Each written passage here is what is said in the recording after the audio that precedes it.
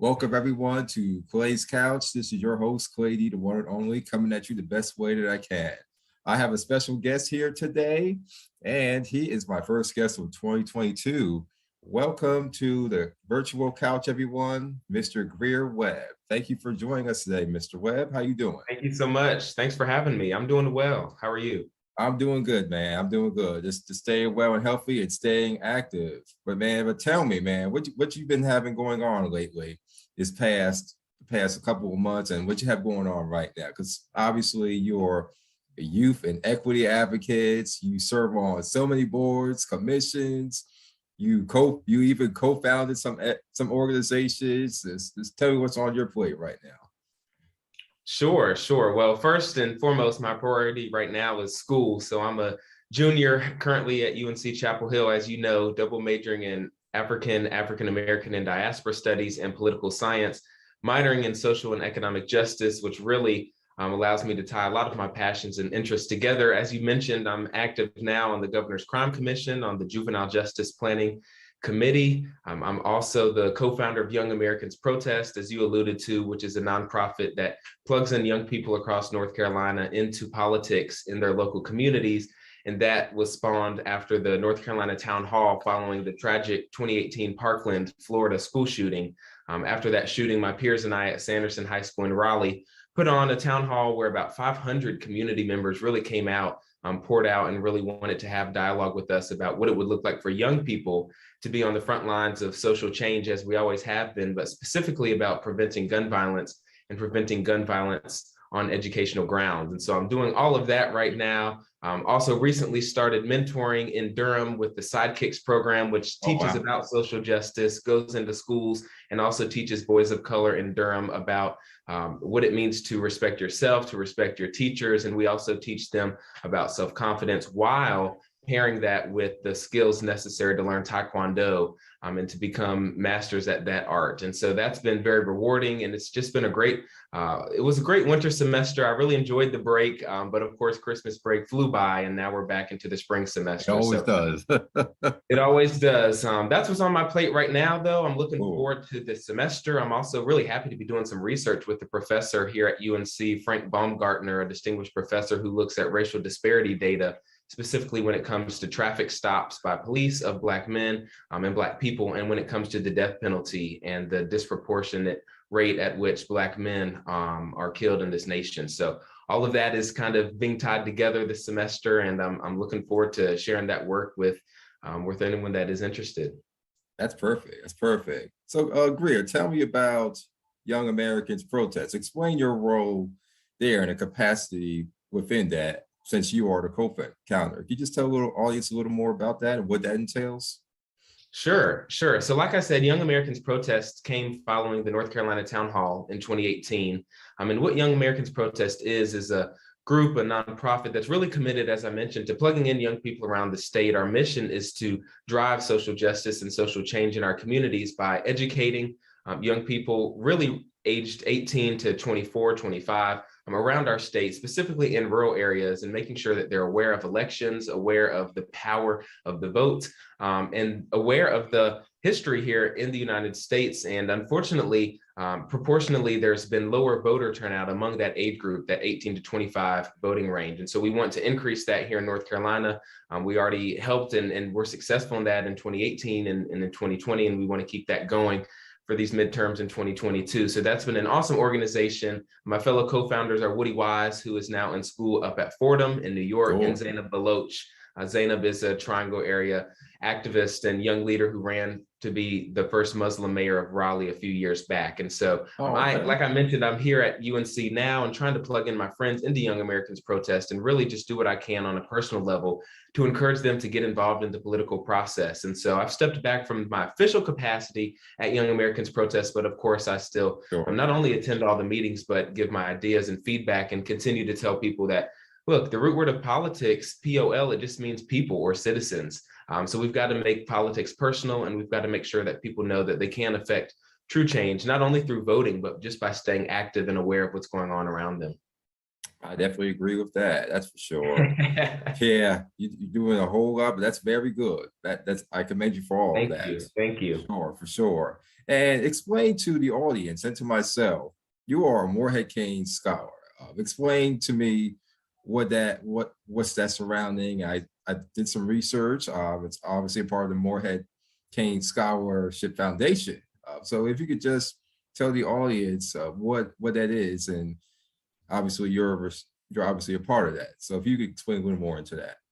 Definitely. Well, first of all, it's an honor and a blessing to be a Morehead Kane scholar. The Morehead Kane Foundation, as you mentioned, it was originally just called the Morehead Foundation, was founded as the first merit scholarship group in the United States because, of course, UNC Chapel Hill was the first public university chartered here in the United States. And so this is the scholarship program that goes along with it. So it really is an honor to be a part of that program. And I believe my class of 2023 was one of their most racially diverse, which has just allowed me, and maybe even geographically diverse, and it continues to be so. It allows me to connect with great students from across the world, really plugging us in on campus and as well as off campus, and making sure that we're really able to engage in what we are passionate about. And so the Morehead Kane program is really, the scholarship is really founded on 4 core pillars, and they include things like leadership and physical vigor, academic excellence, character. And I think that it's just been a great experience so far. I know it's been a great experience so far. And each summer, the Morehead Kane Scholarship allows their scholars certain opportunities. And so the summer before I came to Carolina, I was blessed to be able to go on a backpacking trip to Alaska. Summer 2021, of course, I wasn't able to do much because of the pandemic. And so I ended up working in Raleigh and conducting social justice events following the horrific death of George Floyd in Minnesota. And then this past summer 2020, excuse me, that was summer 2020. Summer 2021, yeah. As you know, Clay, I was up in DC. Yeah. Time is just running together now, but I was up in DC interning with the U.S. Black Chambers, which is the national voice of Black business. And I got to learn more about the financial side of social justice. And so I think that all of those summer experiences have been rewarding, and I'm excited to see where I end up this summer. Yeah, definitely. And just from our previous talks, especially if what you said over at my birthday celebration Saturday, that you're looking to go overseas and be an exchange student. Where, if you could tell the audience, would you like to end up, or where would you like to explore? So obviously, assist with your education and all of that. Yeah, I'm really looking forward to this summer, and COVID willing, I will be abroad. And I don't know if I'll necessarily be an exchange student. There are an array of options there, but I can go and learn a new language. I can intern with a community group and work to learn a new community. And I think that that's just the exciting part of it, Clay, is the idea. I've never been out of the country, to go somewhere new and to really engage and really understand. Like I said earlier, I'm a people person. I think politics is personal, but I'm really a people person. I like talking to them and learning from them, hearing their stories and backgrounds, and also defending them. And so I will be abroad for about 6 weeks, hopefully this summer. And I'm looking at places like Central Europe, South Africa, Germany, There we places where go. I can study reconciliation, racial reconciliation, and also what youth organizations there and social justice, what that looks like in other countries. And so those are a few of my options. And I'll definitely let you know when I decide for sure. Definitely, definitely. My girlfriend kept on pressing me. She was very impressed by my girlfriend Sharice, for the audience. And she was definitely very impressed by you, and just she was wanting to know, does he have a country? Yeah, I'm like, I'll go follow up today. So definitely let me know as soon as you know, because she's wanting to know I'll too. let you know so you can let her know. I appreciate that. Appreciate that. Now, if you just explain to me more, and to the audience, of your role with the governor's crime commission that you're Sure. part of. I've been following that obviously from social media, and congratulations on that. That's definitely an honor and a privilege in itself. But just explain what your role is there and how you contribute to obviously a more fair, just, and equitable society here in North Carolina. Of course, of course. It's been a great experience thus far, about a year in on the Governor's Crime Commission, and proud to be on there with a few other UNC students and some UNC alumni. But it's just a great group of people really committed to making North Carolina just, to making, as you said, North Carolina fair. And like I said earlier, I am on the Juvenile Justice Planning Committee. And so what we do is we're really focused on youth in North Carolina, deterring them from the prison system, from the penal system, and also making sure that we are committed and focused on empowering youth from a young age, like the Sidekicks program in Durham, other programs around the state, teen court programs, where we give folks the chance to learn more about these systems that are in place in the United States, about the systems that are in place here in North Carolina, and also the qualms of these systems and some of the problems historically with incarceration, and the fact that none of us really want to go to jail, the fact that we know that disproportionately Black and brown young men and women end up in North Carolina and United States prisons. And we want to make sure that we do all we can to really empower North Carolina's young people, to empower our students, to not only keep them out of trouble, but to make sure that they are getting that free and basic education that's promised to North Carolina's public school students by the Constitution. I think it's just, I know it's been an honor so far, and I think we've got so much room to grow, and we're doing our best on the Governor's Crime Commission to make sure that North Carolina is safe, but that it's safe in an equitable manner and in a way that allows all of our citizens here in the state to thrive. Wonderful. Now, as far as the board goes, how much is it comprised of young students like yourself and other professionals? I mean, what does that makeup look like, if you can tell us here?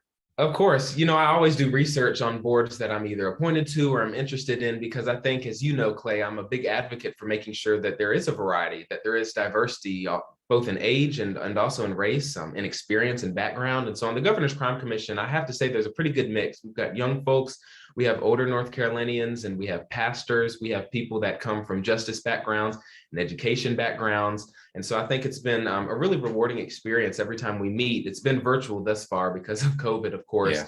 to really hear the different experiences and thoughts, the perspectives truly of everyone on the commission. And so in anything that I do, I strive to make sure that young people's voices are being heard, because as I tell people often, the laws that are passed and the policies that are enacted are going to affect us, or they're going to affect younger Americans for the longest amount of time, just because we are going to live longer. So why shouldn't we have a say in how those policies and laws are crafted? Exactly. And with that said, you also have been a part of the Raleigh Police Advisory Board. And again, kudos, credits, props to you, my man, for being on that. And since you've been a part of that, what are your views of policing in the city, as well as even the country in 2022? Are you more optimistic, or do you feel there's a lot more work that needs to be done, since you're kind of are getting an inside look into the system here from this perspective? Just given your time to this point on that particular advisory board of the city of Raleigh, has it changed your mind on what you may previously thought, or has it opened your mind up more? Do you feel like there's more work that needs to be done? Were you surprised by anything? If you can just kind of express your views on that too, as much as you're able to.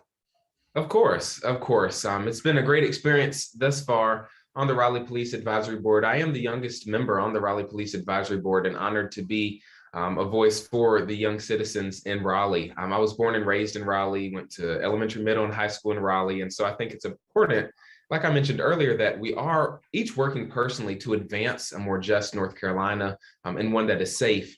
And that we also do that as a community, and that we also do that from the government perspective or angle. And so I think that the Raleigh Police Advisory Board, in theory, is a great board because it brings people from different backgrounds. We have a mental health advocate, an LGBTQ advocate.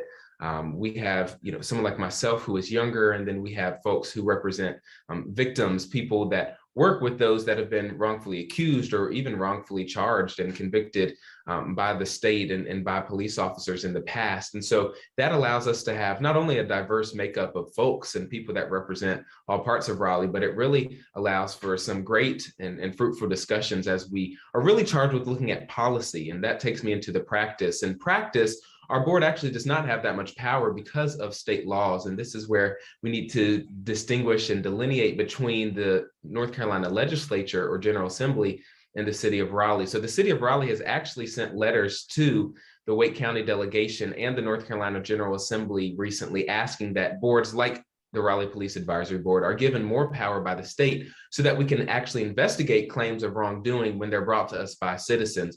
Currently, we can't do that, and we're only tasked at looking at public policies within the Raleigh Police Department. And as you know, any citizen can do that. And so I am grateful for the honor and the experience of serving on the Raleigh Police Advisory Board. I do wish we had more power. Raleigh did just get a new police chief, as did Durham recently. And so I'm excited about working together with these women and with these Black women around the triangle to really make sure that we are focused on and are calling out, that we are aware of the racial disparities in policing, and that we're really working toward being transparent and applying that pressure to the state and even to Congress to make sure that we kind of destigmatize the way that we investigate policing and destigmatize holding police accountable, because they really do work for the citizens.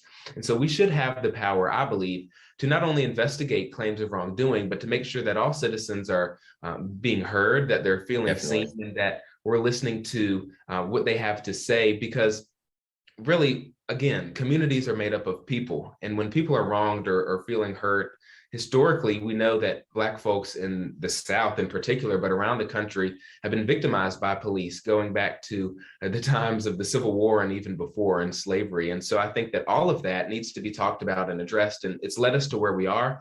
I do think we've made some progress. I was out there, as you know, protesting after the horrific murder of George Floyd, and I just felt that that moment was different. Of course, we know that Congress, still has not passed the George Floyd Justice and Policing Act. So all of this, Clay, is tied together. I do think a lot of the impact is made at the local level. And so just by having these boards and having these conversations, that's one step, but I see so many steps still to go, and I'm willing to walk them and walk alongside the Raleigh community right now. That's definitely, for sure.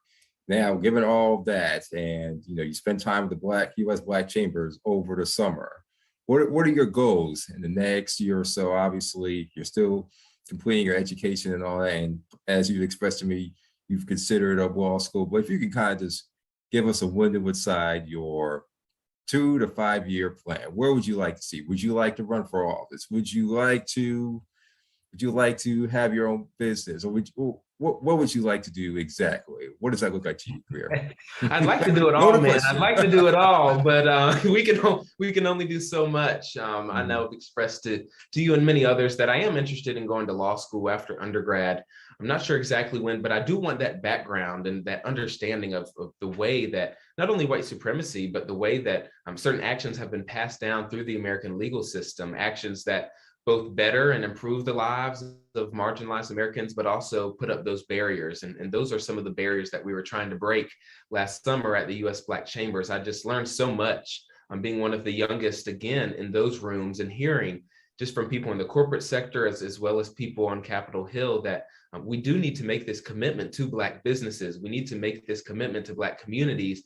And historically, that's been lacking from the governmental perspective or that legal perspective. And so I am interested in going to law school, becoming a lawyer, and just understanding better the ways that I can really defend, as I mentioned earlier, all Americans, the way that I can defend better people in my community that I've heard firsthand have been wronged and are now jaded by by the system of government here in the United States. And so law school is certainly on the radar. I don't want to count anything out. I've thought about running for political office since I was young. I mean, I don't want to be a career politician. I definitely think there's value in getting out and getting real world experience and really understanding yourself better, and your community that you're living in at that time. And so I do hope to go to law school and then maybe ultimately run for office and really represent people. That's what I like to do often, is not only talk to them and learn from them, but defend them, and not only speak for them, not speak for them at all. I don't think that's necessarily helpful, but actually tear down those barriers that I keep mentioning and allow people that have had their voices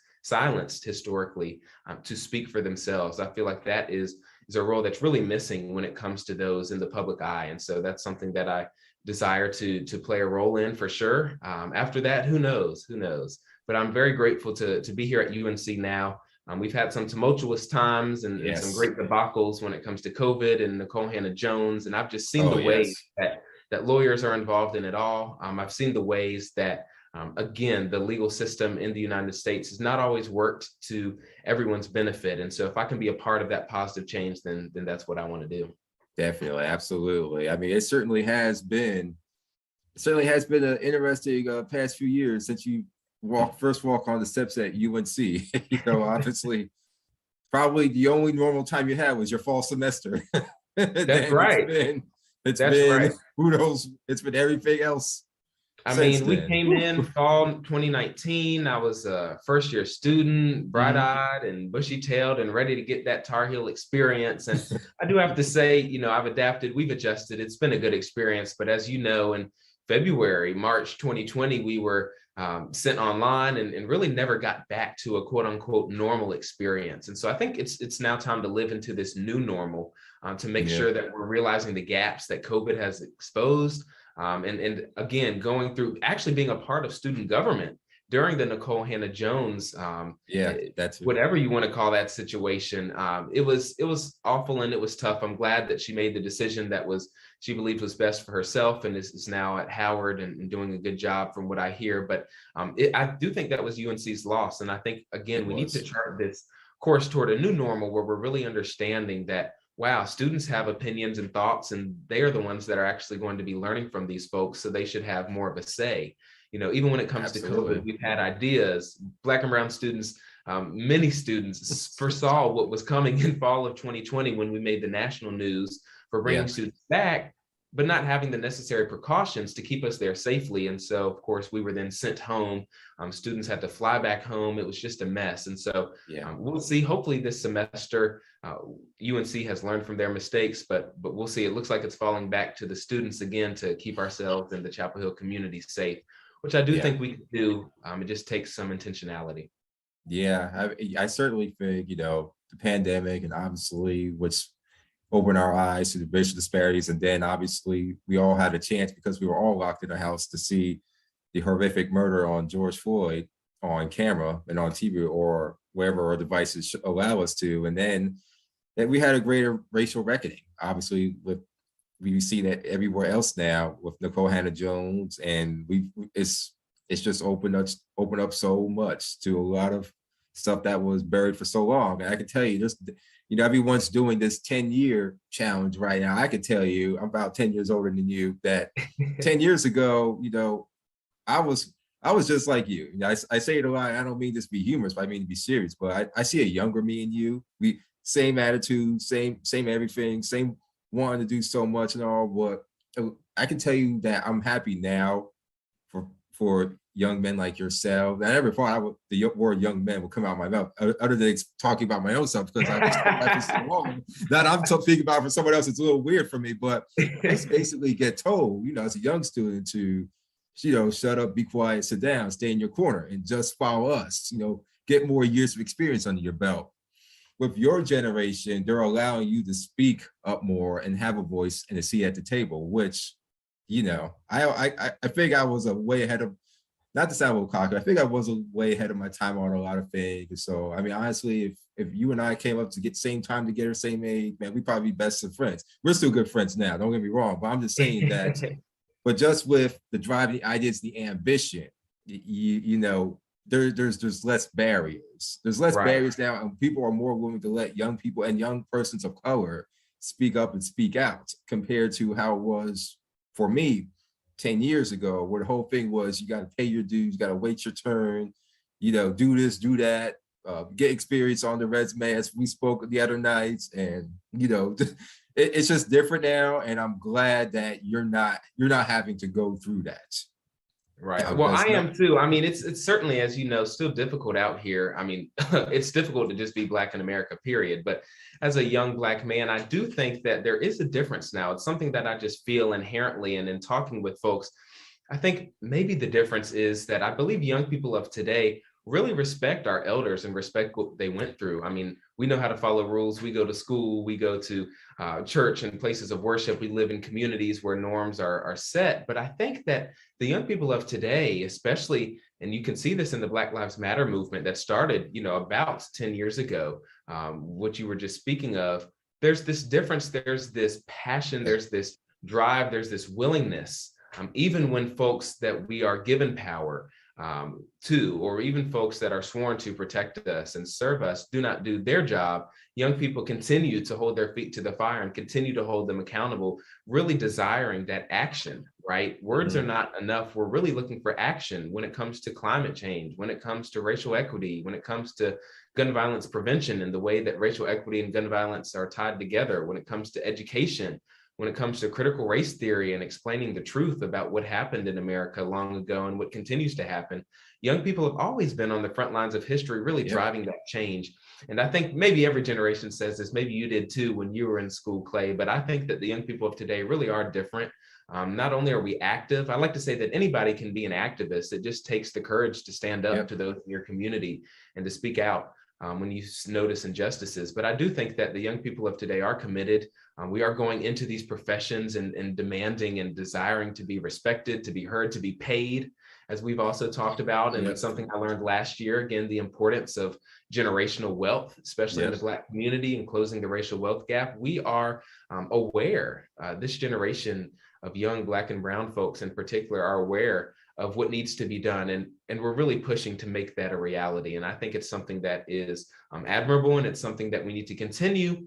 And if I could just say, I think it's also important, and this is something that we know to be true throughout history, to leave the door open for those that come behind us. Even myself, who just turned 21, I recognize the importance of allowing my peers and even those younger than my peers to come alongside us in this fight for justice. And we know that for it to continue, we've got to build up and mentor younger leaders. And so I think that's something that is critical as we continue to think about and continue to move toward what a just, what an anti-racist, what a progressive United States looks like.